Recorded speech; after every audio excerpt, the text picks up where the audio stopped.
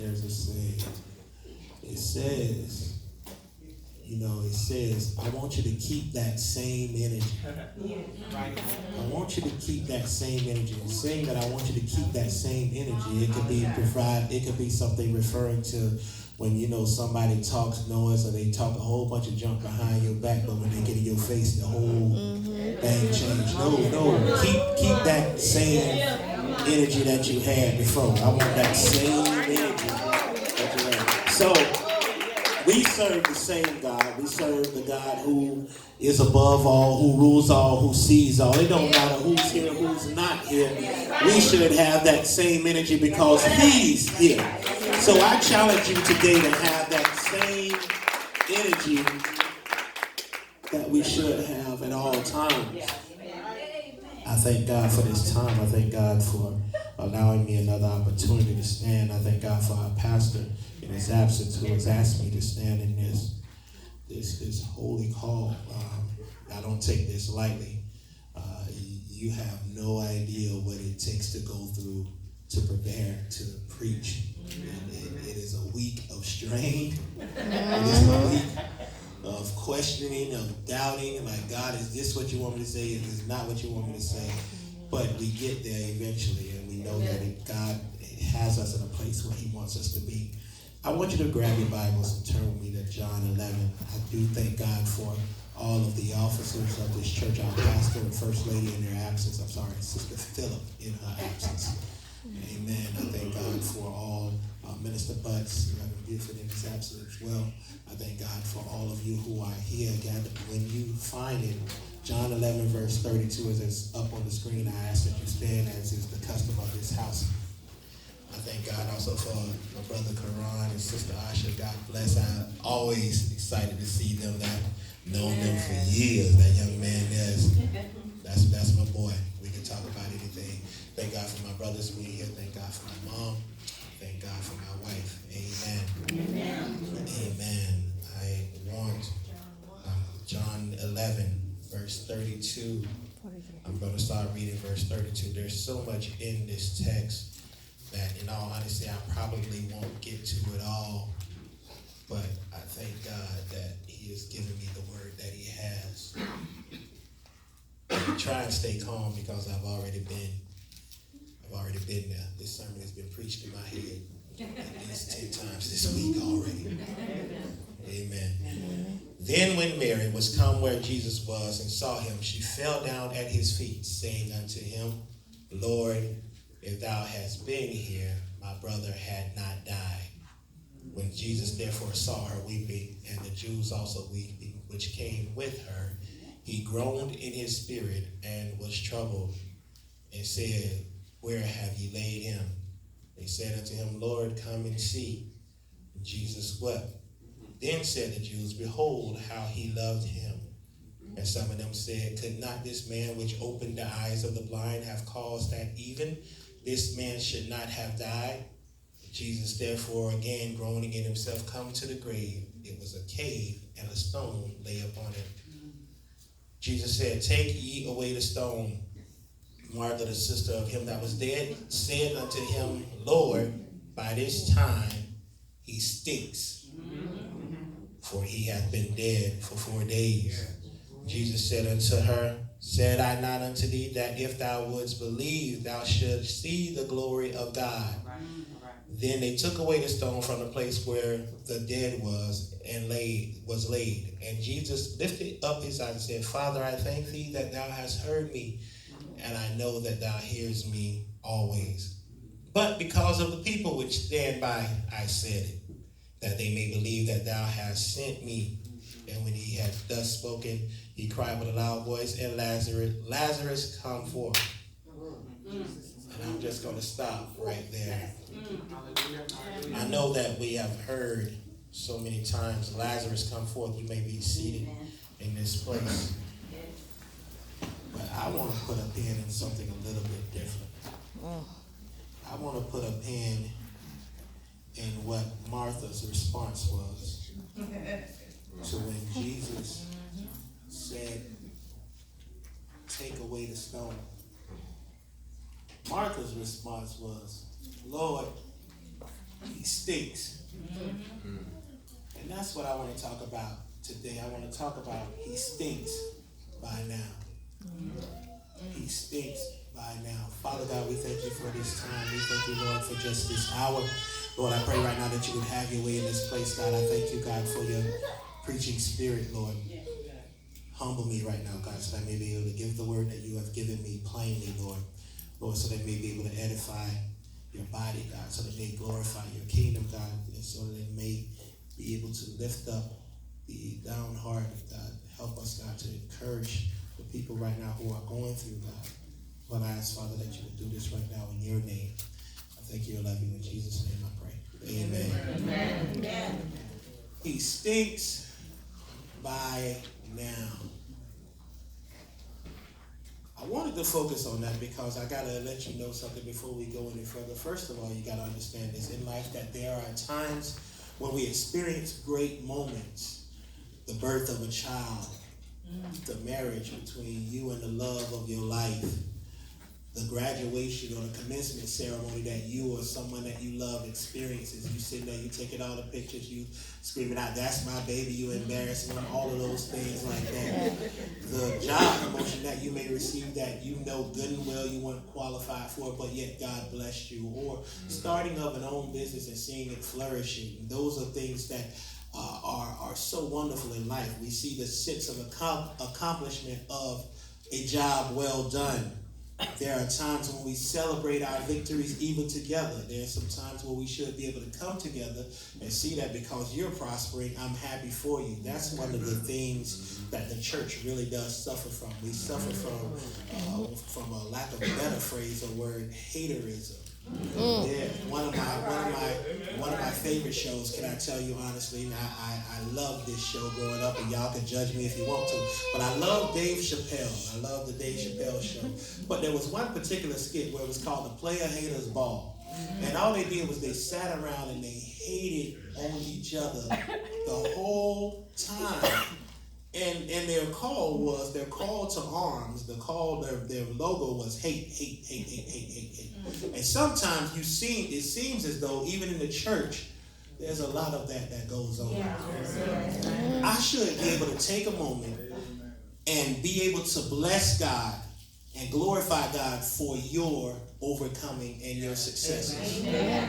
And if you haven't thanked anybody or blessed anybody or said, you know what, that's a job well done, or you haven't even opened your mouth to go to and congratulate somebody this week, shame on you. In fact, I'll give you a second right now just to congratulate your neighbor that's sitting right beside you and say, you know what, congratulations, because you're still here. You're still here. You're still here.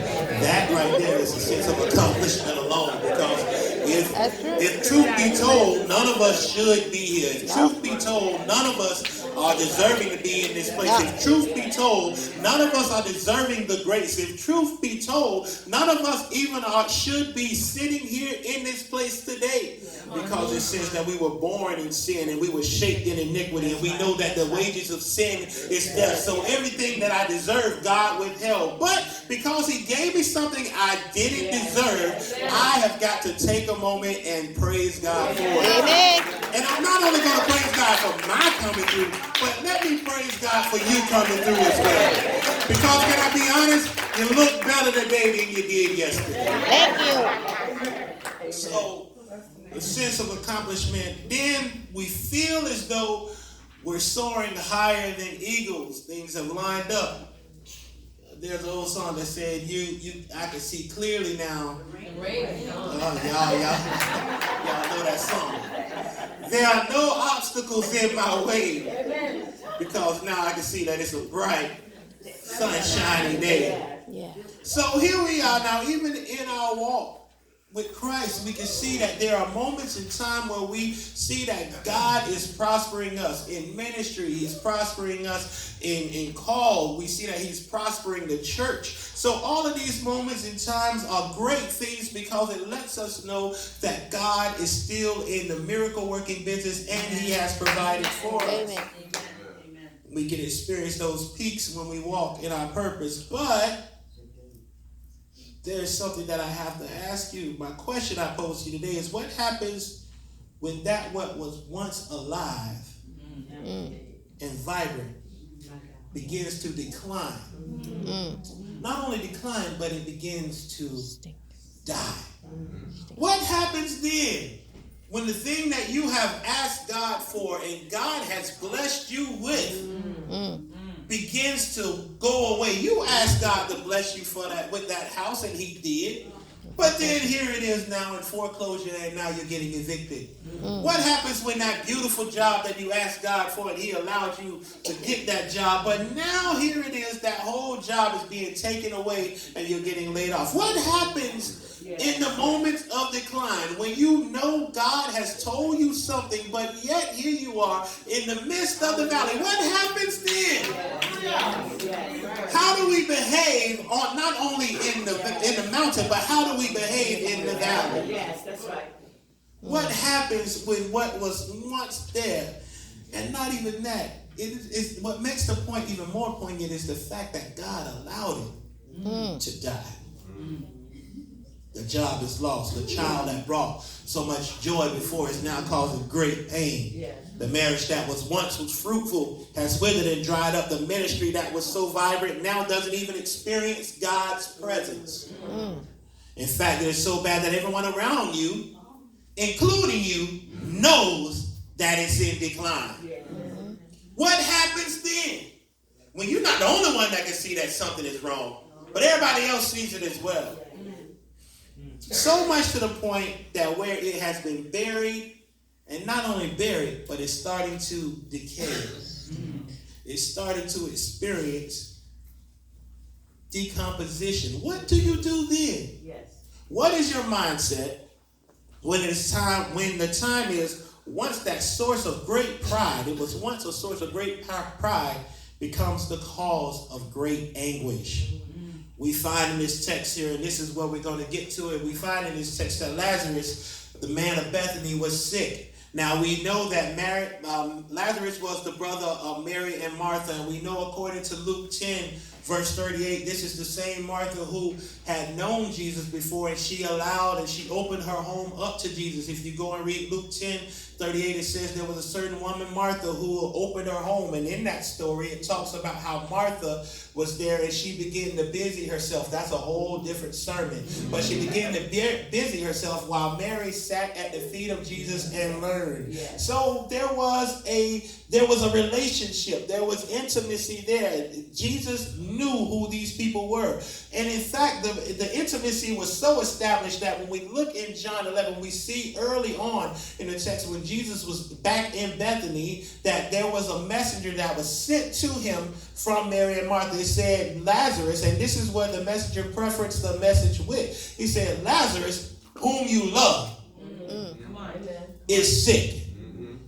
God was fully aware that the very person he cared for in a mortal sense was going to die.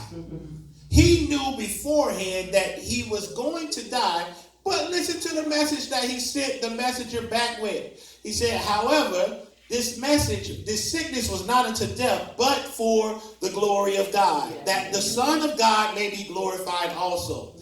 I can imagine this messenger as he arrived back at Mary and Martha that there was a sense of relief, because the first part of the response was this sickness was not unto death. And that's the problem, because we don't hear all of the message. Sometimes we get so ahead of the message that we actually don't hear everything that God is trying to tell us. You remember Nebuchadnezzar, all he heard was that he saw an image that was made, and it was stood there and it had gold. And he went out and he built the gold image. Sometimes you got to be careful to hear the whole thing. Yes. So all they heard was that this sickness was not unto death. So they began to rejoice, because they knew, well, Jesus said it now, so everything's going to be fine. The sickness isn't unto death. My brother's going to recover. I can imagine, even in my own mind, I can even see, even in my own experiences, that I've heard words of assurance from God. There is a sense of relief. But here's the problem. Then comes the delay. Here comes the moment where, even though God has spoke the word to you, there is a delay in the action. Yeah. Right. Because it says in the text there if you read the rest of that text in John 11, that Jesus abode 2 more days. He sent the word, but he didn't move. That's right. So what happens when you know that you've heard a word from God, but you don't begin to see the results? What happens when what you prayed for, you know that you heard God speak it clearly, and there's been confirmation that has came to you, but then there is no action? What happens at that moment in time? Jesus stayed put for 2 more days. I can imagine as Mary and Martha were sitting there, they looked at the decline of their brother. Even though they were sitting there, you would think that because Jesus said this sickness was not unto death, that there would have been some improvement at his very word alone. But instead of improving, things got worse. Have you ever been in a situation when you know that God has directed you, but instead of things improving and getting more positive, things get more negative? Am I the only one that has experienced that? Well, you're sitting there, and the only thing you can do is to hold on and keep holding on to the word that God has spoke you in the face of all adversity. He's sitting there. They're sitting there and they're saying that Jesus told me that this sickness isn't unto death. But what happens now as the anxiety arises? My God. Anxiety can be a terrible thing. Because as you're sitting there, you're waiting, you don't know what to do, you can't help it, but you're sitting there and your whole body is betraying you and causing you to shake and tremble and you can't get your thoughts together. The only thing you can do is ride it out. What happens when, have you ever been in a place where you can't do anything but just watch? Many times. Amen. Been in places where no matter what I tried, no matter how many times I tried to work it out, no matter what I tried to do to improve the situation, things got worse. They watched him, hoping that he would recover. They watched him as he took his last breath and succumbed to his sickness. The thoughts and questions that must have been in their mind as they washed his body, the thoughts and questions that must have been in their mind as they prepared him for burial, the thoughts and questions that must have been in their mind as even the people around him knew that he died and everybody was gathering. Everybody else had saw the public spectacle, that these people believed God. They believed that God was going to deliver them, and yet the very thing they were believing God for died right in front of everybody. Here it is now. So Mary and Martha, can you imagine, even as they're walking him to the tomb, what kind of thoughts was going through their mind? Jesus told me that this sickness wasn't unto death. But here we are now carrying my brother to the tomb to bury him. Jesus told me that my thing was going to recover, but here I am carrying it to the tomb. Jesus blessed me with this job, but here I am getting walked out. Jesus blessed me with this marriage, but here it is falling apart. Jesus blessed me with all of these things in ministry, but here it is, I can't even get a single person to come to God. What happens when you're going through those thoughts in your very own mind? But here's the great thing. Here's the great thing. Here's the shout. Here's the shout. The great thing is that while you're mourning, God is moving.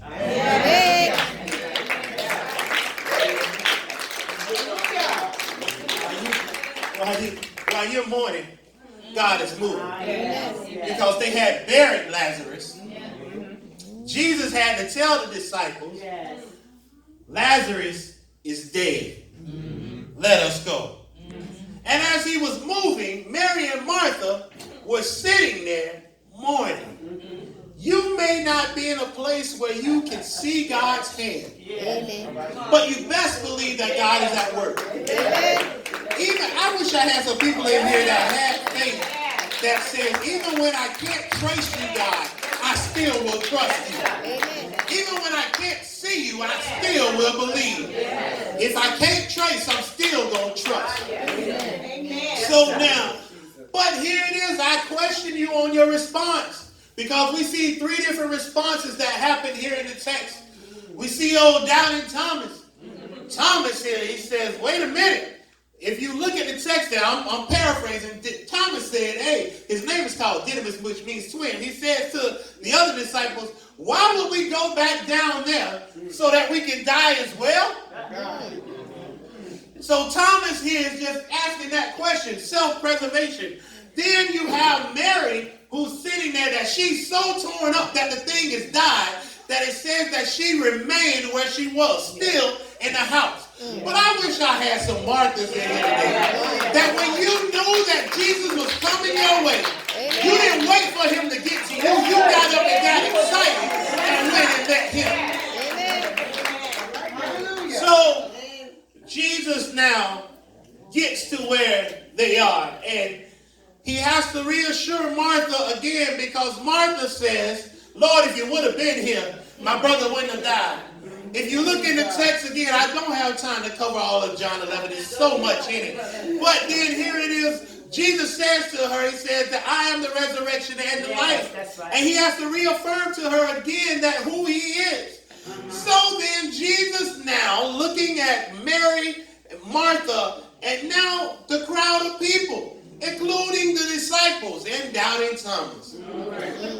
He's looking at them, and the words that he says, and this is where we need to get to today. He looks at them, he says, show me where you laid him. Yeah. Jesus is saying the same thing to you today. Show me where you laid him. Where did you lay down your faith? Where did the thing that you believe God for die? Show me where the thing changed. Show me where you put it down. Show me where you stopped believing. Show me where the thing is. Amen. You already know. Have you heard that word today? God is asking you right now, and if you don't believe, God is asking you right now to show me where you laid it. Don't you sit there and try and revive something that is dead, but take it to Jesus. Amen. So it says, show me where you laid it. So they took Jesus to the burial site, and now when they got him to the site, he says this. He says, take away the stone. Now, can I tell you something right there? It's not only enough that we believe that Jesus Christ will do things, but you have got to do some work on your own as well. He said, take away the stone. Even though the thing may be dead, I still need you to get active and become an active participant in your deliverance. Can I say something right now? Just for a moment. There's too many people in here today that are waiting on God to deliver without giving God something first. If you want to see God work more in your life, I dare you to begin to bless him. I dare you to begin to become active. I dare you to begin to become an active participant in your own life.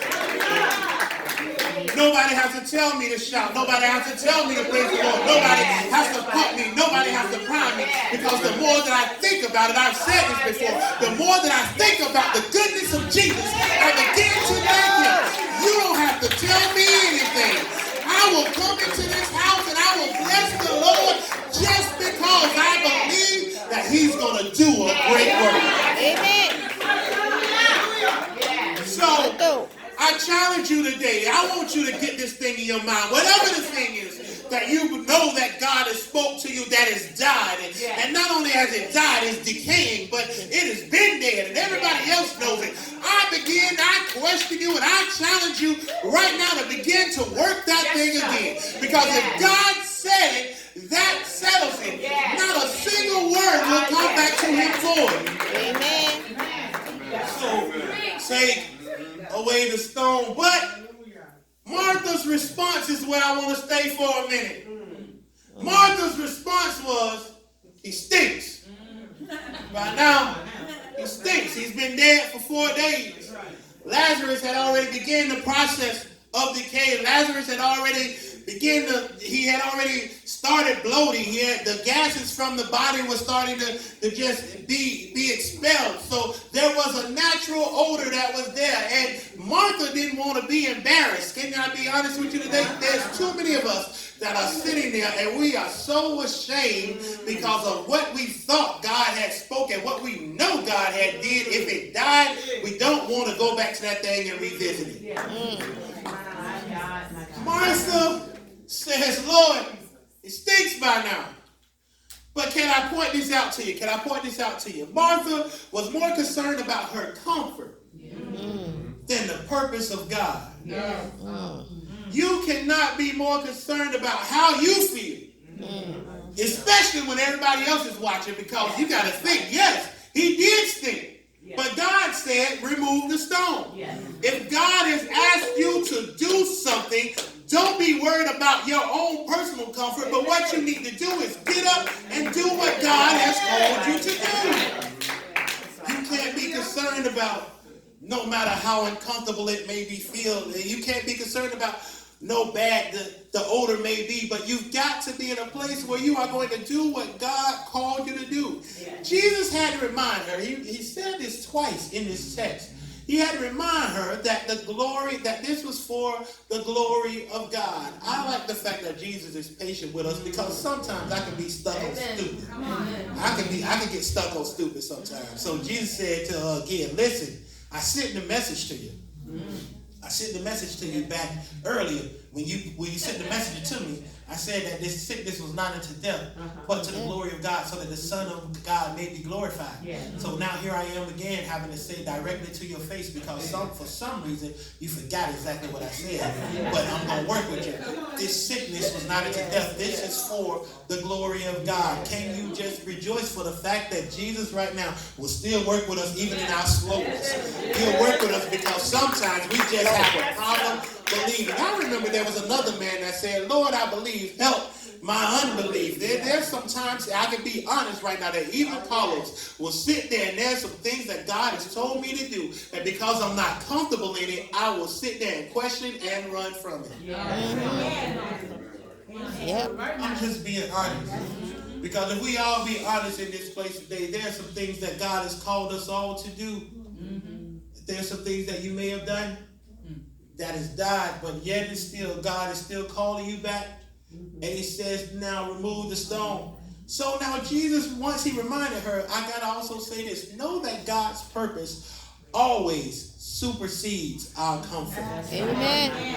His purpose is always going to be bigger than what I want to do. Jesus himself had to even acknowledge that when he was in the Garden of Gethsemane. When he sat there and he prayed, he said, Father, if it be your will, let this cup pass from me. But nevertheless, your will be done. You have got to get to a place where you've got to understand that when God tells you to do something, even if it is the most uncomfortable thing that you have ever experienced, you have got to know that God is going to provide. How do I know that? Because I can also look at, there was Moses, you know, the stuttering man who sat there and said, I can't go to Pharaoh because I don't even know how to talk. I don't even know what to say. Who should I say sent me? God said, tell him I am. And I'm going to send your brother with you. And I'm going to handle everything for you. There's also a little shepherd boy who was on the backside of the mountain named David, who was dirty and he was rude. But here he is now. He was called to be a man after God's own heart. Don't you know that God will equip you once he calls you? There was another man who was the chief of sinners. He said that he was sitting there. He was on the road to Damascus to bring them back. And he was going to kill them, but God called them. Don't you know that God's purpose always supersedes your comfort? You have got to understand, God doesn't want you to be comfortable. He wants you to fulfill what he has called you to do. Amen. If you're waiting on God to make you comfortable, you're going to be in for a long way. There is not a moment that I don't prepare for a sermon that I don't go through, Rev. I go through. Even up until the point of when I even get in the car and come here, and before I even get out the car, I'm sitting there, my wife has to pray for me. I'm sitting there and I have to take deep breaths. I'm up here woosah and namaste, because first of all, I understand this. God has called me to this. Amen. Carlos himself don't want to do it, but God has called and equipped. And because I know that this is the purpose that God has designed, I will do it. So don't you sit there and worry about your comfort, because you got to understand that when you're not comfortable, God begins to work. His strength is made perfect in my weakness. Amen. So Jesus understood that the short-term stench that everybody was going to endure was worth the eternal outcome. So he had them roll away the stone because he wanted them to know that he still was able. No matter how dark the situation can be, you got to understand this. God can specifically call you out of our stench and death, just as he did with Lazarus. Yeah. I'm done, but y'all, I want y'all to understand that again. God can call you out of your stench just as he did Lazarus. How can you say that, preacher? I'm glad that you asked, because there's a man in the book of Ezekiel, and he was taken out and he was led to the outside, and God now took him out to a place, and he took him to a valley of dry bones. And not only was these bones stink, they was past the stink, they was past the decay. These were bones. It was dry. I mean, it was at a place where nothing else could help it. And here it is now. God has told this man, look at this. This is just crazy in the human mind. He says, preach to the dry bones. I want you to get up and I want you to say, oh, dry bones, hear ye the word of the Lord. Don't you realize that no matter how bad the situation is, as long as God has his hand on you and there is a word from the Lord, that things will recover. It don't matter how bad the situation may be. It don't matter how dead the thing may be. It doesn't matter what everybody else says. God specifically called Lazarus out, and he told Ezekiel to speak a word. And because of that, the things that was dead began to live.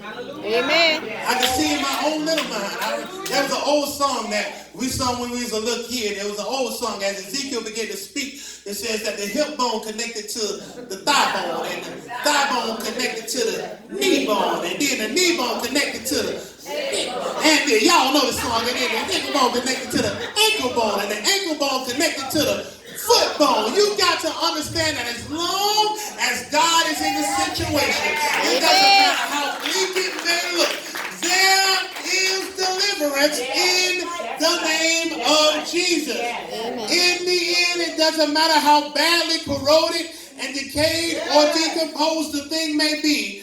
With man, things may fail and never recover, but with God, even the things that will stink and decomposing will heal. The stench of death was on us all, but God called us back to his eternal life and new life in him. How can I say that? Because we were all sinking deep in sin, far from the peaceful shore, very deeply stained within, sinking to rise no more. But the master of the sea heard my despairing crying from the troubled waters.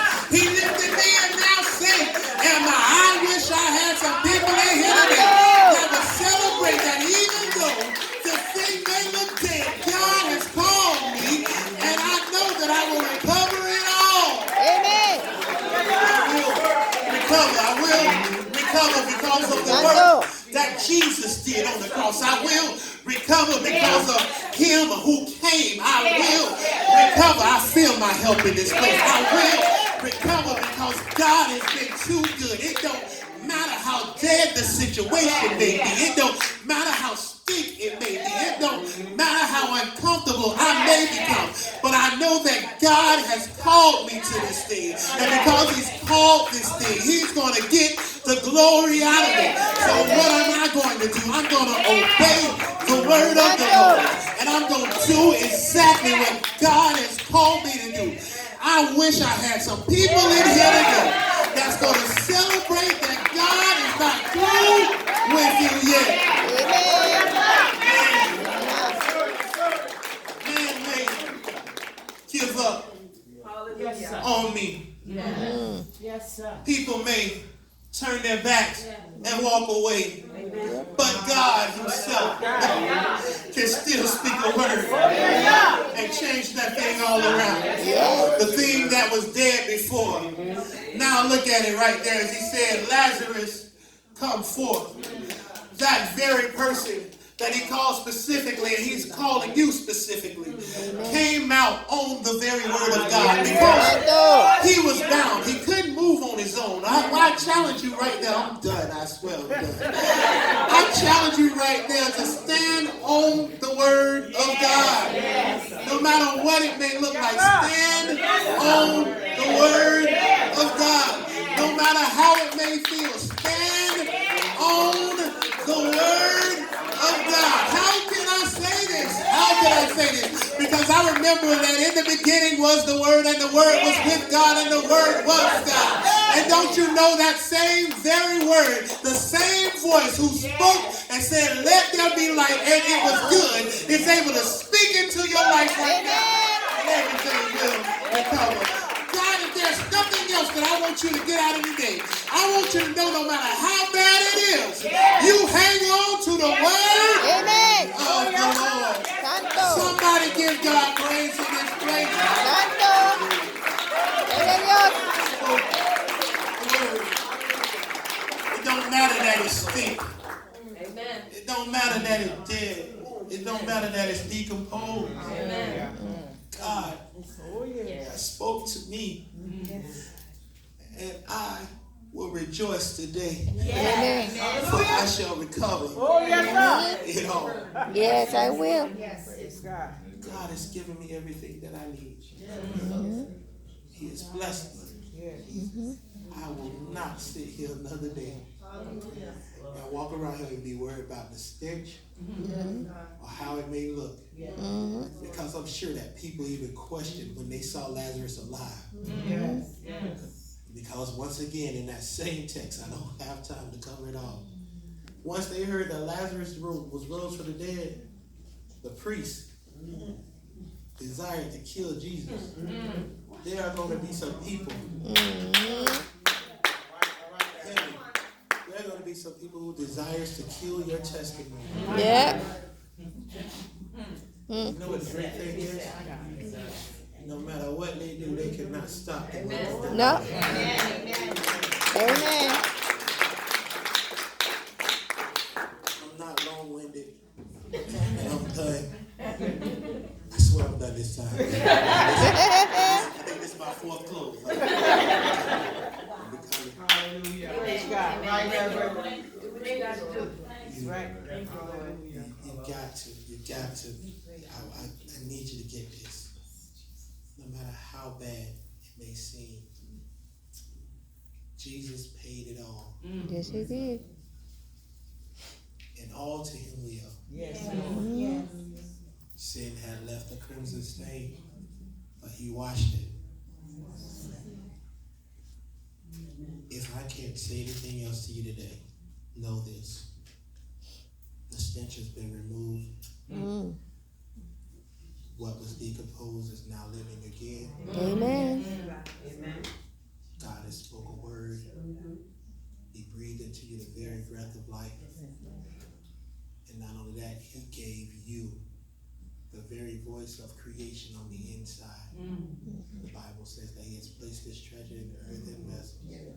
And that he's going to do things above what we can ask and think according to the power that works within us. So you have the very power on the inside of you. Amen. Don't you sit there another day and worry about what had died. Celebrate now what is living. Come on, give God. Amen.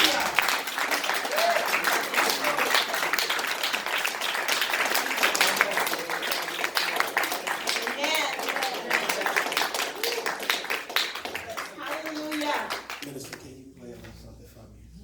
Yes, God. There, you gotta understand that God wants us to recover. God wants us to live above